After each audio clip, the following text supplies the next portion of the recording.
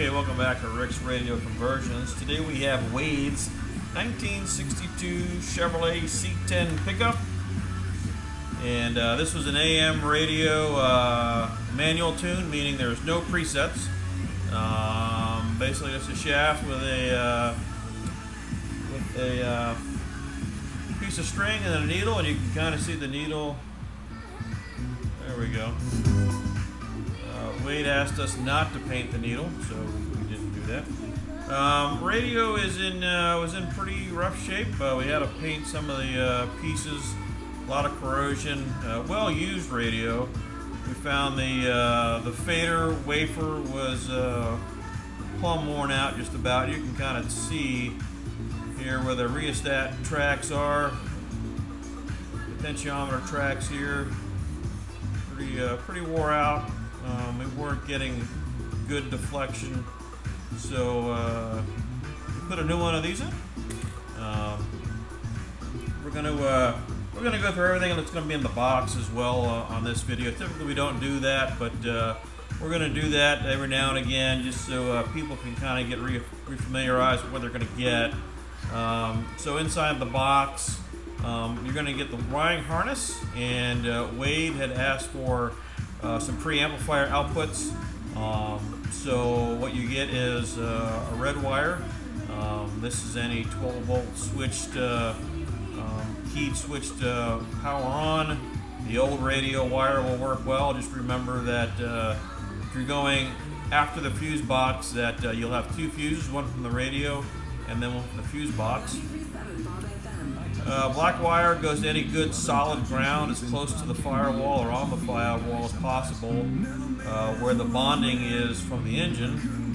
And then this is the blue wire that will go to the turn the amplifier on. This wire, this blue wire, does not power the amplifier. This is only the turn-on sense signal. Modern amplifiers today have their own power source that go to the battery. Consult your owner's manual. And then here are the four speaker wires, and they're all color-coded in the manual. Each radio will get two speaker wires, positive and a negative. Negative is delineated by the tracer wire. And you'll hardwire this into the car or the truck, and this is the radio side connector. So that's that. Other things you'll get the microphone, the external microphone that you can mount anywhere in the truck. So when you're giving voice commands, the radio will be able to hear you. You'll get an Aurora Design thumb drive, 16 gigabyte. Get one of those. And we also do the push button. You've seen these in a lot of the videos. The push button, which we will we'll do some demo of that as well. This plugs into the back of the radio. You can mount this. It's got a mounting nut. You can mount this underneath the dashboard, in a console. The push button sometimes helps with radios that have sometimes poor performance on their controls. This radio does not. This radio has very good controls now that we've changed out the tone control. So you get that, and you'll also get the aux cable, two RCA's that go in the back, and then this is going to plug into like this one here. Your device here at the bottom, headphone jack type thing. So that's this guy here, and we do no longer do the extension cords for the USB or the aux.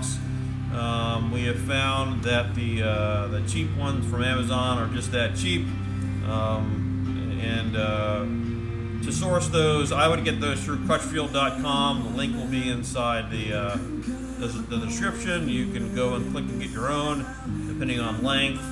This is a 1 foot length. They come in 6 feet. They also have some that are combinations with also an aux port that you would just kind of have a dongle and do that. So that's it for that. So we're in FM mode right now. Manual tune, just as it did before.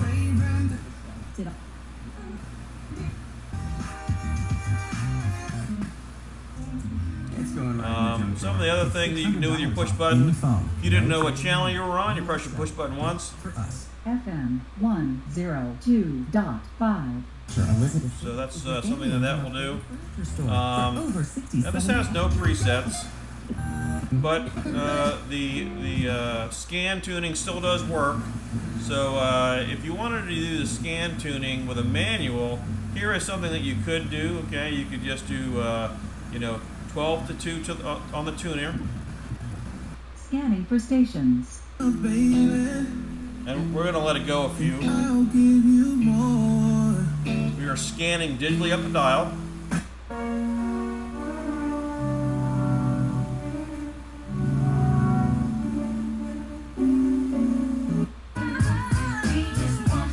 So if you like that station, grab your tuner. Station hold. Now granted, obviously you wouldn't, you could go and tune to that station and then be on that station, but you don't have a preset to pull in and out. But that station is graphically on the dial would be right there. Once again, with no preset, the scan feature may not be for you. You can also do the scan feature by using your push button. If you press that 4 times. So the other thing that Wade wanted was he wanted the aux input to work with power cycle. So we're going to power cycle off and then on again. So now we're in the aux mode. And the good thing about this is you can, and I'm going to try and, let's get everything in focus here. Oh, I must have hit something. Hold on. There we go. So the good thing about this is,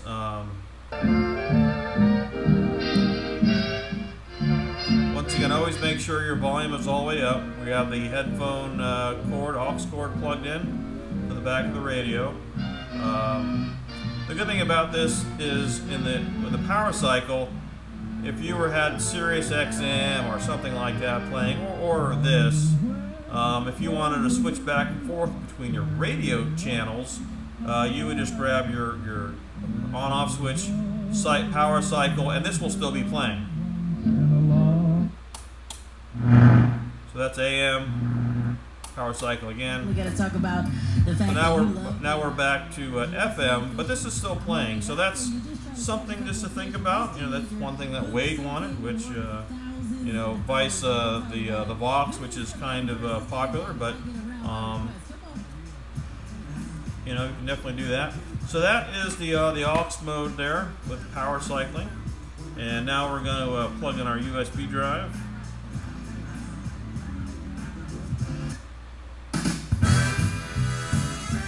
So now we're playing USB, and with the USB you can also use your controls or the push button to fast forward your songs. You grab your tuner, go up on the dial. If you want to fast forward with the push button, you press that once.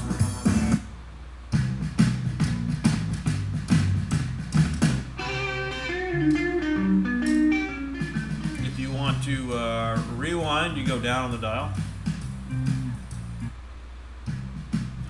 Or press your push button twice.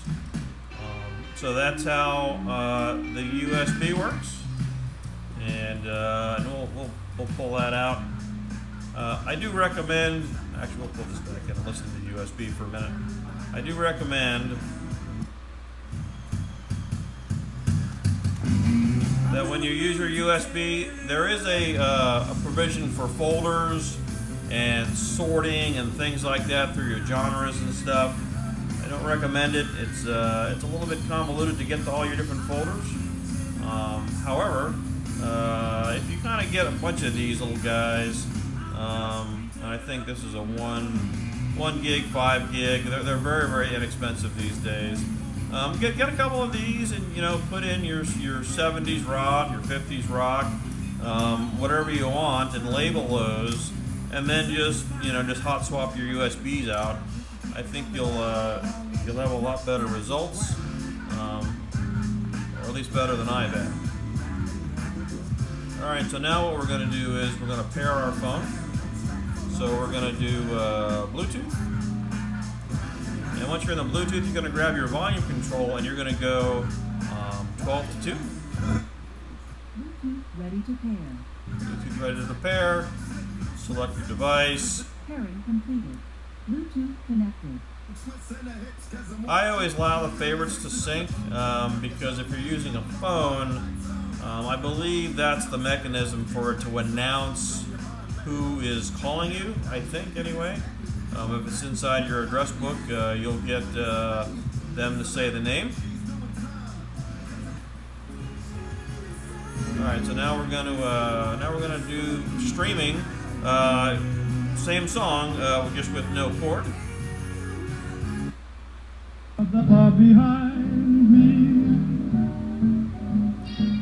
And so when you're streaming, grab your tuner.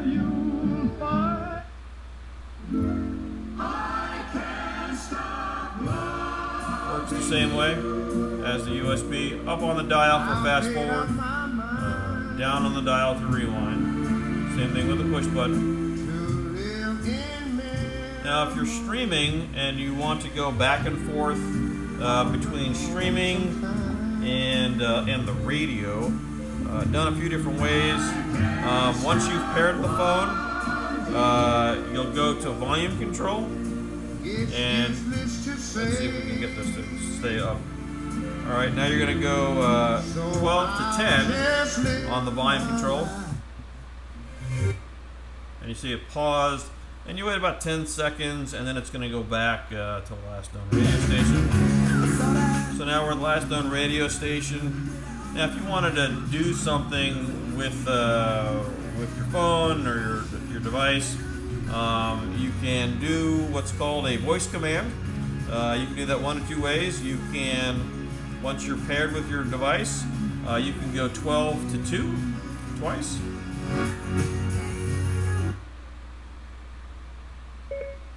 What time is it?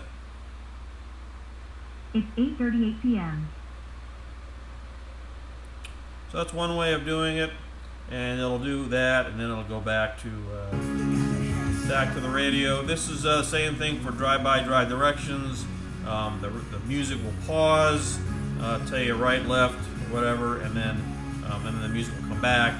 And you don't have to do the voice command, especially if you have an Apple device. You can say things like, "Hey Siri, what is the weather today?" Should be sunny today. Daytime temperatures will hover around 84 degrees, with overnight lows around 64. So that's another way of doing it, to where you're not touching the radio or the device or anything. You're just talking out into the microphone. So that's another unique feature. The next thing we're going to do real quick is we'll do some of the tone functions.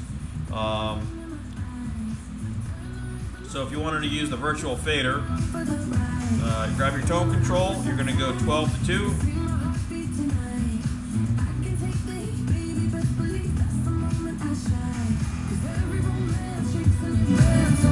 Fader adjust. There we go. So full rears, full front. You hear the kerplunk?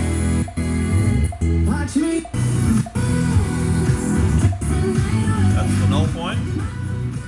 Fader set. Virtual balance.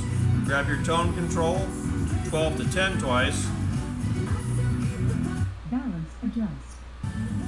Full left. Full right. Full left. Full right. Kerplunking.